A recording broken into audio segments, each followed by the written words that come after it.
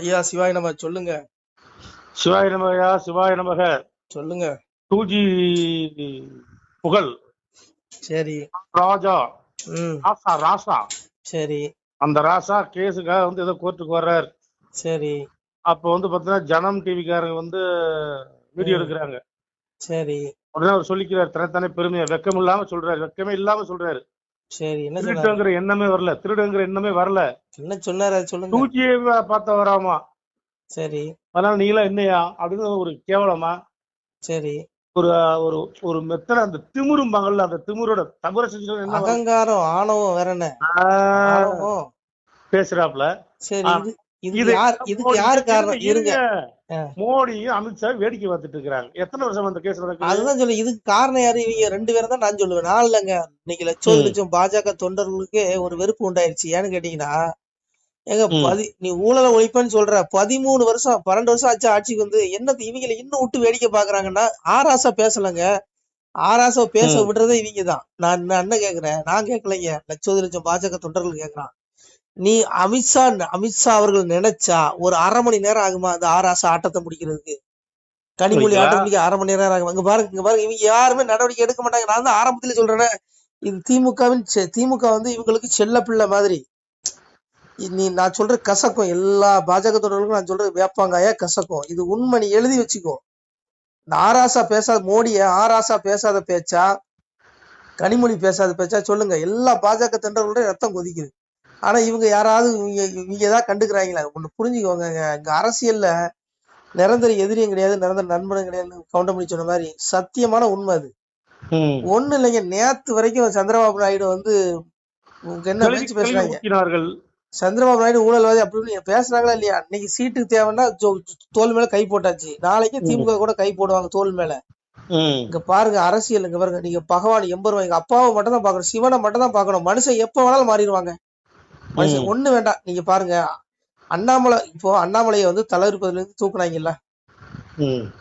அப்போ ஏன்னா எவனாவது பாஜக தொண்டர்களுடைய அந்த உள்ளத்தை பத்தி மனநிலையை பத்தி யாராவது யோசனை பண்ணாரா? அமித்ஷா யோசனை பண்ணாரா? பண்ணுதான் செஞ்சுட்டு பண்ணாரு. ஏன்னு கேட்டீங்கன்னா இன்னைக்கு பாருங்க, தனி மரமா ஒருத்தர் ஊர்வலம் போயிட்டு இருக்காரு. எவன் போறான்? ஒருத்தரும் போக மாட்டான். நயினார் போயிட்டு இருக்காரு தனி மரம். ஏயா ஒரு தொண்டர்களுடைய எண்ணத்துக்கு மதிப்பளிப்பு கொடுக்காத கட்சி உருப்படாதியா? வயிறுன்னு சொல்றேன். நீ யார எந்த கட்சியா இருந்திருப்போம்? நம்ம கட்சிங்கிறதுக்காக நம்மளே செருப்பால் அடிச்சுக்க முடியுமா? சொல்லுங்க. நான் என்ன கேக்குறேன், ஆராசா இவ்வளவு பேசுற காரணம் யார்? அமித்ஷா தான் காரணம். எதுக்கு? ஏன் ஊழல ஒழிப்புன்னு சொல்றீங்கல்ல, ஏன் நடவடிக்கை எடுக்கல? 13 வருஷம் ஆகுதா ஐயா? 1/2 மணி நேரத்துல ஆட்டத்தை முடிக்கலாம். அவங்களுக்கு 13 வருஷம். இன்னொரு 4 காலம் இந்த ஆட்சியை நிறைவு பண்ணிடுவாங்க. இனி அடுத்து சொல்லுவாரு, நாங்க ஆட்சிக்கு வந்தோடனே ஊழல ஒழிப்போம் பாரு. அப்புறம் ஒழிப்பாரு. எழுதி வச்சுக்கோங்க, ஒழிச்சிருவாங்க. நான் சொல்றேன் கேளுங்க ஐயா. இங்க பாருங்க, பாஜக தொண்டர்கள் கூட ஒளிஞ்சுக்கிட்டு இருக்காங்க. இவங்க நான் என்ன சொல்றேன், இவங்க ஆளுநர் பதவி கொடுத்த நபர்கள் எல்லாருமே திமுகவுக்கு ஜாலரா அடிச்சவங்க தான். அண்ணன் ஸ்டாலின், அம்மா தமிழிசை சொல்லுவாங்க, இளங்கணேசன் சொல்ல வேண்டாம். அப்புறம் இப்போ இன்னொருத்தருக்கு கொடுத்தாங்க, அவர் இன்னும் உயரிய பதவி கொண்டு போயிட்டாங்க. இவங்க எல்லாமே திமுகவுடைய ஒரு எப்படி சொல்ல நல விரும்பிகள்.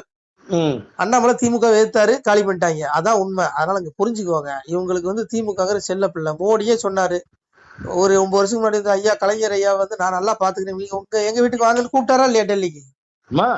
அப்புறம் இங்க பாருங்க, இவங்க வந்து கெஜ்ரிவால காணாம ஆக்கிட்டாங்க. டெல்லியில கெஜ்ரிவால காணும். ஏன் நீ இங்க மட்டும் ஏன் இவ்வளவு மென்மை போக்கு கடைபிடிக்கிற? திமுக மேல ஏன் இவ்வளவு மென்மை போக்கு கடைபிடிக்கிறேன்னா என்ன காரணம்? அப்ப இவங்களுக்குள்ள ஏதோ கூட்டணி இருக்கு. இதுதான் உண்மை. ஏங்க மனுஷன் எப்ப வேணாலும் மாறிடுவாங்க. தயவுசெய்து நான் சொல்றேன், இந்த யுகத்தை பாக்காதீங்க, பரத்தை பாருங்க, ஆத்மாவை தேடுங்க, அப்பாவை தேடுங்க, சிவனை.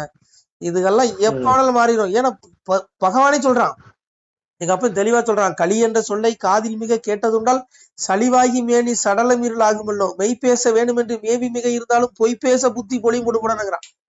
பெருமாள் சொல்றான், இந்த கலியுகத்துல ஒருத்தன் உண்மையா நேர்மையா நல்லவனா நடக்கணும்னு இருந்தாலும் கூட அவனுக்குள்ளேயும் இந்த களிமாய எண்ணம் உள்ள புகுந்து தப்பு பண்ண வச்சிருவான். பதவிங்கிற போதையில என்ன வேணாலும் செய்வான் அப்படின்னு பெருமாள் சொல்றான். இறைவன் சொன்ன வார்த்தை பொய்யாகுமா? இவங்களுக்கு 2 சீட்டு குறையா இருந்துச்சுன்னா திமுக கூட கூட்டணி வைப்பாங்க. தொண்டர்களுடைய எண்ணத்துக்கு மதிப்பளிக்க மாட்டாங்க. தப்பா நினைச்சுக்காங்க. ஆனா ஒரு காலத்துல ஐயோ எங்க ஐயா மோடி அவதாரம் பரம்பொருள் வந்த உடனே எல்லாம் பண்ணிடுவாரு, தர்மத்தை நிலைநாட்டிடுவாரு நினைச்சேன். கிடையவே கிடையாது. நிலைநாட்ட முடியவே முடியாது. இவரால தர்மத்தை நிலைநாட்ட ஒருத்தரால மட்டும் தான் முடியும். அவர் உத்தரப்பிரதேசத்துல பரமாத்மா அங்க பறந்துட்டாரு, யோகி ஆதித்யநாத். அவர்தான் அவதாரமே, அவர்தான் ஐயா.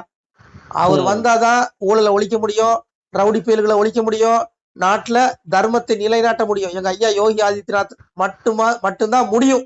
எழுதி வச்சுக்கோ. நீ நான் சொல்ல கீதையில எங்க அப்பா தெளிவா சொல்றான், ஜோஸ்பி சன்னவியாத்மா பூதானா ஈஸ்வரசுத்தின் பிரகிருதின் சுவாமதிஷாய் சம்பவயாத்மாங்க. எப்போதெல்லாம் நான் என்ன சொல்றேன், எதா இதற்கு தர்மசே கிளநீர் பௌதி பாரதா விதானம தர்மசே ததாத்மான சுஜாமிக பரித்ராணய சாதுனா விநாசாய சதுஷ்குதம் தர்ம சம்ஸ்தாபனாத்த சம்பவம் யுகே. தர்மம் எப்போதெல்லாம் அழிதோ அப்போ நானே வரேன். நான் எல்லா உயிரினங்களுக்கும் இறைவனாக இருந்து கூட சாதாரண மனிதனை போல நான் வெளிப்படுகிறேங்கிறான். இன்னைக்கு பாருங்க, சாதாரண ஒரு துறவி போல வந்து உட்கார்ந்து இருக்காரா? யாரு? சாமிங்க, அவதாரம். அவர் வந்ததுக்கு அப்புறம் பாரு, எவன் வேணாது ஏதாவது வாயை திறக்கட்டுமே. அப்புறம் நான் 2Gன்னு சொல்ல முடியாது, 2G பார்த்தவன் அப்படிலாம் சொல்ல முடியாது. அவர் பிரதமர் ஆனதுக்கு அப்புறம் எழுதி வச்சுக்கோ. அது வரைக்கும் இங்க ஒரு மண்ணாங்கட்டி நடக்காது, புரிஞ்சுக்கோங்க. இந்த கட்சி ஆரம்பிச்ச பிதாமகர் பீஸ்மர் எங்க ஐயா அத்வானியே ஓரங்கட்டி மூலையில உட்கார வச்சானுங்க. அவ்வளவு பெரிய சாணக்கியங்க இவங்க எல்லாம். அதனால இங்க பாருங்க, தப்பா வச்சுக்காதீங்க. இவங்க நாங்களாம் ஒரு காலத்துல நினைச்சோம், ஐயா அமித்ஷா ஐயா உள்துறை அமைச்சரான ஊழலை ஒழிச்சிருவாரு, அப்படியே ருத்ர தாண்டவம் ஆடிடுவாருலாம் துவாஜக தொண்டர்கள் எல்லாம் நினைச்சான். ஒரு மண்ணாங்கட்டியும் காணும், ஒரு மண்ணாங்கட்டியும் காணும். வெறும் வாயில மட்டும் வாய்ச்சோட அண்ணாமலை ஊழல் பட்டியல கொடுத்தாருல ஐயா, நீ என்ன பண்ண? அதிகாரம் ஓட்டத்தான இருக்கு, ஏன் நடவடிக்கை எடுக்கல? அந்த அண்ணாமலையும் வரவங்க பீஸ் பிடிக்கிட்டாங்க, ஊரம் கட்டிட்டானுங்க. என்ன காரணம்? ஒருவேளை இவங்க பட்டியலையும் வெளியிட்டு பயம் நம்ம எனக்கு அது தெரியல. ஒருவேளை இவங்களும், ஏன்னா யாரையே தெரியும் மனுஷன் எங்க வரும் எப்போல்லாம் மாறி. சாமியே சொல்றான், களிமாய எண்ணம் எல்லா இதயத்திலும் இருக்கு. ஒருத்தன் இன்னைக்கு நல்லவனா இருப்பான், கொஞ்ச நேரத்துல அயோக்கியா மாறிடுவாங்கிறாரு. ஏன்னா ரஜஸ்தம சாபி பூய சத்துவம் பகுதி பாரதங்காரு. இது எல்லா மனுஷனுக்கும் உண்டு, மோடிக்கு உண்டு, எனக்கு உண்டு, பேசுற எனக்கு உண்டு, உங்களுக்கு உண்டு, எல்லா அரசியல்வாதிகளுக்கும் உண்டு. முக்குணங்கள் எப்போதுமே சாத்விக குணத்துல ஒருத்தர் இருக்க மாட்டாங்க. சாத்விக குணத்தை மிதிச்சு ரஜோகுணம் மேலோங்கும், ரஜோகுணம் மேலோங்குறது உலகில் பெற்று வந்துரும். அதே ரஜோகுணத்தை மிதிச்சு தமோ குணம் மேலோங்கும், தமோ குணம் மேலோங்கும்போது காம இச்சைகள் வந்துரும், துர் ஆசைகள் வந்துரும். யாரு? இறைவன் சொல்றான். எங்க அப்பா சொல்றான் பொய்யா? எங்க அப்பா வார்த்தை பொய்யாவதியா? எங்க அப்பா வார்த்தை ஒரு காலம் பொய்யாவது. இறைவன் உலகத்தை பிதாகமிசி ஜெகதோ மாதாத்தாதா பிதாமக வேத்தியம் பவித்திரமோகர் சாமி, இந்த உலகிற்கு தந்தையும் தாயும் பாட்டனும் அறியத்தக்கனும் புனிதமானும் 4 வேதங்களும் நானே. அந்த இறைவன் சொல்றான். எவனுமே இங்க அதாவது முக்குணங்கள் என்ற மாயை அதை கடந்ததாக எந்த பிராணியும் நில உலகிலோ ஆகாயத்திலோ வானவர்களிலோ தேவர்களிலோ ஒருவனும் இல்லைங்கிறான். அப்பயே அமித்ஷா என்ன பண்ணுவாரு? ஒருத்தர் மாயை கடக்க முடியாங்காரு. வெளியில வேணா எல்லாம் பண்ணிக்கலாம். எங்காரு நான் சொல்றேங்க, நீங்க மனுஷன் நம்பாதீங்க. நாங்கெல்லாம் நம்பி நான் விழுந்தாச்சு. நான் அப்பா சிவனை தேடு, ஆத்ம மோட்சத்தை தேடு. இவனுக்கு நம்பில இங்க பாரு, மனஞ்செல்லாம் கழிக்கிற மனுஷன் அவனே அவன் கர்மவினை தொலைக்கதான் வந்திருக்கான். இங்க யாரு பிரதமர் ஆகணும், யாரு சிஎம் ஆகணும், யாரு மந்திரி ஆகணும், யாரு கவுன்சிலர் ஆகணும்னு இவங்க முடிவு பண்றது கிடையாது. எங்க அப்பா சொல்ற பாருங்க, உச்சி கிரகமடா உங்கள் ஒருவருக்கும் தெரியாது, என் பட்சம் உண்டால் போதுமடா பகையில்லை என் மகனை. அந்த உச்சி கிரகம் 9 தான் தீர்மானிக்குது. அவன் பூர்வ ஜென்மத்துல என்னென்ன புண்ணியம் பண்ணா அந்த ஆத்மா, இந்த உயிர், இவன் எம்எல்ஏ ஆகணும், இவன் மந்திரி ஆகணும், இவன் பிரதமர் ஆகணும், இவன் சிஎம் ஆகணும், இதெல்லாம் கிரகம் தான் முடிவு பண்ணுது. இவங்க எல்லாம் பூர்வ ஜென்மத்துல செஞ்ச புண்ணியத்துக்கு இந்த பலன். ஆனா இந்த ஜென்மத்துல இவனுக்கு பண்ற பாவத்துக்கு பெரிய தண்டனை கிடைக்கும், அதுவும் பதிவாகுது.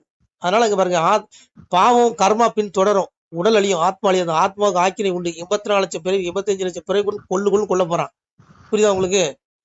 அதான் சொன்னா ரஜசிபிலும் கத்துவா கர்மசி ஜாயதே ததா பிள்ளைஸ் தமசி மூடை ஜாயதே ஊர்த்தம் கட்சி சத்திய மத்திய தேசம் ராஜசாகாங்கிறான். உணவானா 84 பேர் உனக்கு இருக்கு.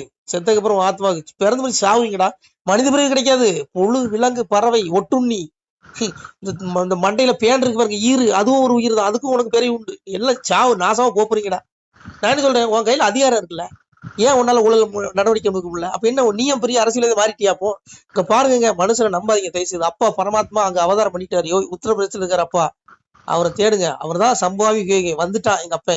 அதான் சாமி சொன்னா, பாண்டவர் தமக்காய் தோண்டி பகைதனை முடித்து மாயோன் வீண்டிய களியன் வந்த விசனத்தால் கையிலேகி சாண்டவர் தமக்காய் இந்த தரணியில் வந்த நியாயம் ஆண்டவர் அழிச்சு அம்மானு எழுதிட்டாங்க. அப்பன்னு சொல்றான், பஞ்ச பாண்டவருக்கு குருநாடு படிச்சு விட்டேன், துரியோனுடைய ஆத்மா கலையனாக பிறந்தான், மீண்டும் சாதுக்கள் கலியுகத்துல கஷ்டப்படுறான், அவனை ரட்சிக்க நான் வருவேன் அப்படின்னா வந்துட்டான்.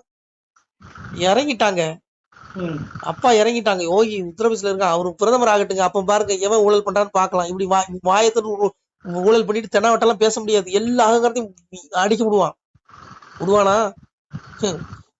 அன்னைக்கு ஆளானப்பட்ட ராவணனே விடல, இரணியனை விட்டானா? சொல்லுங்க. சூரனை விட்டானா? பேசாத பேச்சாயா? எங்க அப்பா தெளிவா சொன்னா, சூரன் சொல்றான், இறப்ப தெரியாமல் எரிய மிக கண்டாவி உற்பூசிக்க சென்ற வீட்டில் இருந்தார் போல் தம்பி தமையன் சந்ததிகள் மந்திரிமார் மும்பில் உள்ள சூரன் முடுக்கமதை கண்டாவி நம்பி பதமறந்து நாம் பெரிதனவே கெம்பினான் சூரன் கெட்டனர். அந்த சூரனையே இறப்ப தெரியாம விட்டில் பூச்சி என்ன பண்ணுமா, ஒரு இடத்துல நெருப்பு எரிஞ்சிச்சுன்னா இது நமக்குள்ள உணவு நினைச்சு விட்டில் பூச்சி அதுவே தன்னால உணவு வந்து அழிச்சுக்குமா. அது போல ஏன் சூரா உனக்கு நான் புத்தி சொல்றேன் கேளு. இந்த வெட்டில் பூச்சி நிலைமை உனக்கு ஆயிடும். தீர்ச்சையுடன் புத்தி செவ்வாய் நிறுத்தி ஒரு மோட்சம் முடுக்கமதி விட்டுட்டான். அகங்காரத்தை விட்டுட்டா. இன்னைக்கு ஆராசா பேசுறா பிறகு அகங்காரம், இந்த அகங்காரம் சூரமத்துவம் எனக்கு அந்த அகங்காரத்துல வந்து அன்னைக்கு சொல்றான். அகங்காரத்தை விட்டுரு, நல்லது செய், மோட்சத்துக்கு வெளியே தேடி, இறப்புக்கு அப்புறம் நீ முக்தியை தேடி, இல்லைன்னா 84 லட்சம் பிறகு கொடுத்து உனக்கு கொல்லுவானா பரமாத்மானா. அதுதான் இந்த ஆராசாவுக்கு நடக்கும். இந்த அரசியல் பேருக்கு அவ்வளவு இது நடக்கும். இதை தடுக்காத மோடிக்கும் அது கிடைக்கும். இந்த ஊழலை தடுக்கலாம் மோடிக்கு 84 லட்சம் பேர் எடுப்பாரு. அமித்ஷா 84 லட்சம் பேர் எடுப்பாரு. எங்க அப்பா கொடுப்பான். அவனுக்கு ஏன் ஆளு ஆளு கணக்கு கிடையாது. அவனுக்கு எல்லாம் நடுநிலை தான் இருப்பான். அவனுக்கு விரும்பத்தக்க ஒன்னும் வேண்டாத ஒன்னும் ஒருத்தனும் கிடையாது. அதான் சொல்றான் எங்க அப்பா சொல்றான் பாருங்க, தாய் தம்பர்கள் என்று கண்களை என்று பார்ப்பதில்லை, வாய் உரமாய் பேசும் வம்பர் என்று பார்ப்பதில்லை, அன்பாகி வந்தவரை நான் அலைச்சல் செய்து ஏற்பதுண்டு, வம்பான மாற்றனை நான் வளர்த்து அறுப்பதுண்டு. எங்க அப்பா சொல்றான் பாருங்க, என் பிள்ளைகள் என்ன வழிபடுதா அப்படின்லாம் பார்க்க மாட்டேன். அவன் நல்லவனா கெட்டவனா தான் பார்ப்பேன்.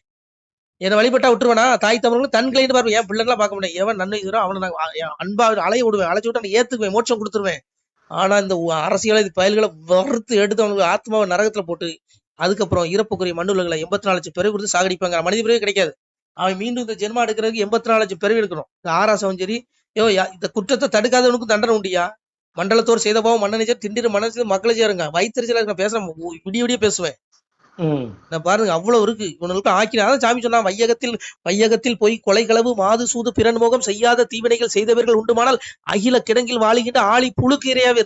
முன்கணக்கும் பின்கணக்கும் முதல் கணக்கும் நான் கொடுக்கு கணக்கை எரிந்து விட்டேன், கனக வழி துரத்தி விட்டேன், வாழும்பள்ளி மேலவாசல் ஒன்றை எடுத்து விட்டேன், பட்டம் தனையத்து அவர்கள் பாறை சிறை விட்டு ஆத்மாவுக்கு தான் தண்டனை. பாவி அவன் சத்து பசுமமாய் போனாலும் ஆவியை கண்டு ஆக்கினைகள் செய்திருவாங்க. உடல் அழிஞ்சிரும்டா, ஆத்மா அழியாது. நீ செஞ்ச பாவம் அத்தனை மூட்டையும் தூக்கி தானே வருவாங்க. ஒன்று எங்க போடுறான் புழு. ஒரு கடல் இருக்குதா நரகத்துல, அந்த உலகம் நீ நிஷ்டையில பாக்கலாங்க. எங்க அப்பா நீ பார்க்காமலாம் கிடையாது. உன்னுடைய ஆத்ம பூர்வத்தில் நிஷ்டையில தரிசனம் கொடுப்பான். அதனால அங்க பாரு, அந்த கடல் வந்து புழுவா இருக்குமா, அந்த கடல்ல கொண்டு போடுவானே ஆத்மா. அதுக்கப்புறம் இறப்புக்குரிய மண்டலங்களை 84 லட்சம் பேர் கொடுத்து சாகடிக்கிறான். அதனால பாருங்க, பேசுற நானும் தப்ப முடியாது, நீங்களும் தப்ப முடியாது. அகங்காரம் பிடிச்ச ஆராசா ஒரு நாள் தப்ப முடியாது. அதான் எங்க அப்பா சொன்னா, சட்டாலே வாழ்வு சகடருக்கே வரிகள் கற்றோரை ஆயிடும் கண்டறிவன் போனியன்பான், முள்முருங்கை பூ மினுக்கு 3 நாளை கல்லரோட வாழ்வு காணும் அது போல் மினுக்கு. அந்த அற்ப பயல்களுக்கு கொஞ்சோல பதவி வந்துட்டான், ஐயோ அவனும் ஆட்டம் தாங்க முடியாதான்.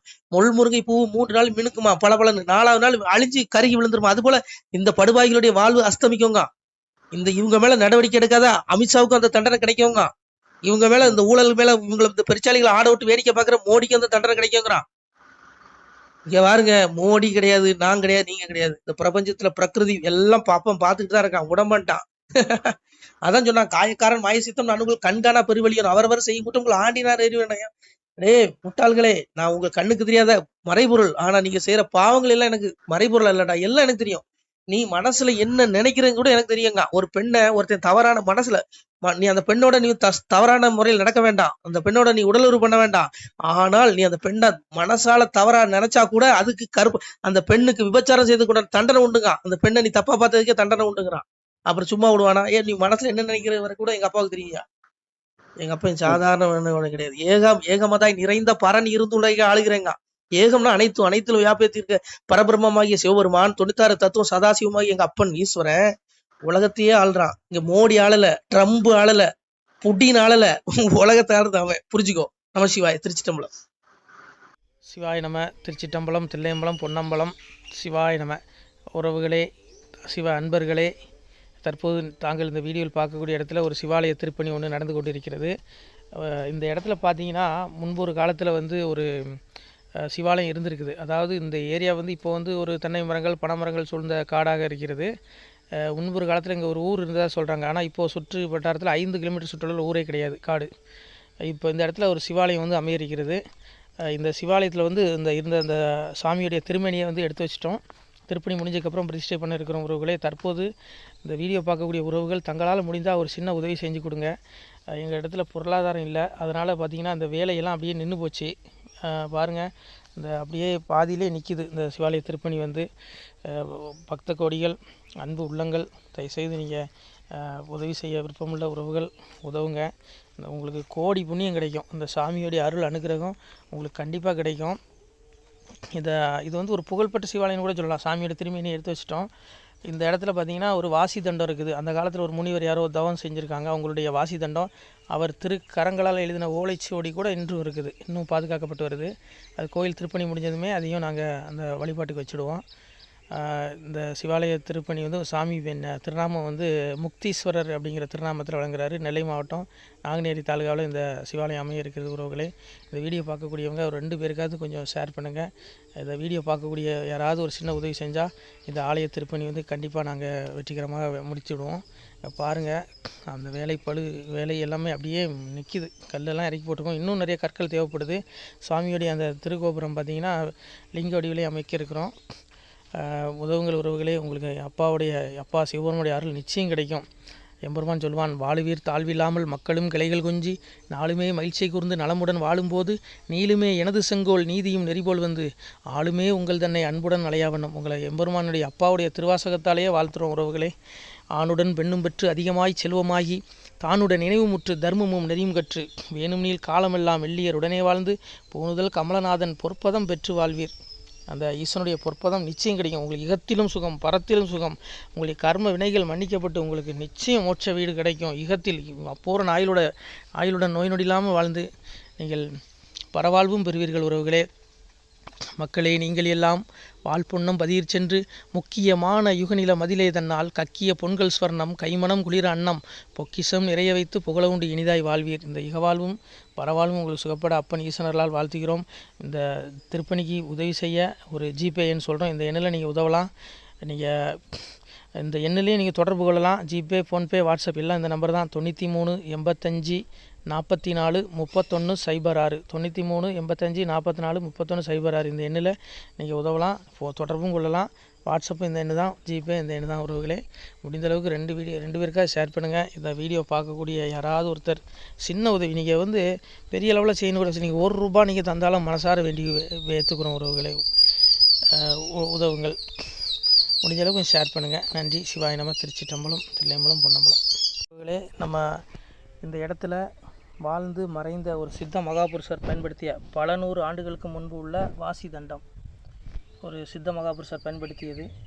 அவர் திருக்கரங்களால் எழுதிய அந்த ஓலைச்சுவடி கூட பாருங்கள், இன்னும் பாதுகாக்கப்பட்டு வருது. இந்த சிவாலயம், நம்முடைய இந்த சிவாலய திருப்பணி முடிந்ததுமே எம்பெருமான் அவர் எழுதிய அந்த சிவனை பற்றி புகழ்ந்து எழுதிய அந்த பாடல் வரிகள் இதில் இருக்குது. இந்த வாசி தண்டம் அவர் பிரதிஷ்டை செய்த அந்த லிங்க திருமேனியையும் இந்த இடத்துல நாம் இந்த ஆலயம் கட்டி நாம் பிரதிஷ்டை செய்திருக்கிறோம். அனைவரும் இந்த ஆலய பிரதிஷ்டைக்கு கண்டிப்பாக வரணும். முடிஞ்ச அளவுக்கு இந்த வீடியோ பார்க்குறவங்க உதவி பண்ணுங்கள் உறவுகளை. பொருளாதாரம் இல்லாமல் திருப்பணி நின்று போச்சு. முடிஞ்ச அளவுக்கு ஷேர் பண்ணுங்கள், உதவுங்க. நன்றி. நம சிவாய. திருச்சிட்டம்பலம், தில்லையம்பலம், பொன்னம்பலம். இந்த புண்ணிய பலன் தங்களுக்கு உடானபடியாக வரும் உறவுகளை. நம சிவாய்.